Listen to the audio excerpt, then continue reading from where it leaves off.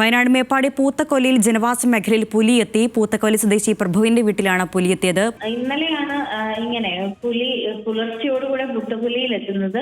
ജനവാസ മേഖലയിലാണ് ഇത്തരത്തിൽ പുലി ഇറങ്ങിയിരിക്കുന്നത്. അരുണെ ചോദിച്ചതുപോലെ തന്നെ ഈ ഒരു മേപ്പാടി ഭാഗത്ത് സാധാരണ രീതിയിൽ പുലി ഇറങ്ങുന്നത് നമ്മൾ ഇതിനു മുമ്പും റിപ്പോർട്ട് ചെയ്തിരിക്കുന്നു.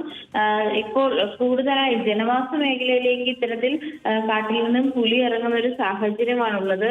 നിരവധി തവണയാണ് ഇതുമായി ബന്ധപ്പെട്ട് നാട്ടുകാരൊക്കെ തന്നെ വനംവകുപ്പിനെ വിവരമറിയിക്കുകയും ഇതിന് നടപടികൾ എടുക്കണമെന്നൊക്കെ തന്നെ ആവശ്യപ്പെട്ടിരിക്കുന്നത്.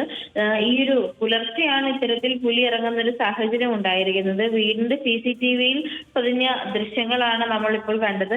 പുത്തക്കൊല്ലി സ്വദേശിയായിരിക്കുന്ന പ്രഭുവിന്റെ വീട്ടിലാണ് പുലി എത്തിയിരിക്കുന്നത്. അതുകൊണ്ട് തന്നെ എത്രയും പെട്ടെന്ന് ഈ പുലിയെ കൂടുവെച്ച് പിടിച്ച് അവിടെ നിന്ന് മാറ്റണമെന്ന ആവശ്യമാണ് നാട്ടുകാർ ഉയർത്തുന്നത്.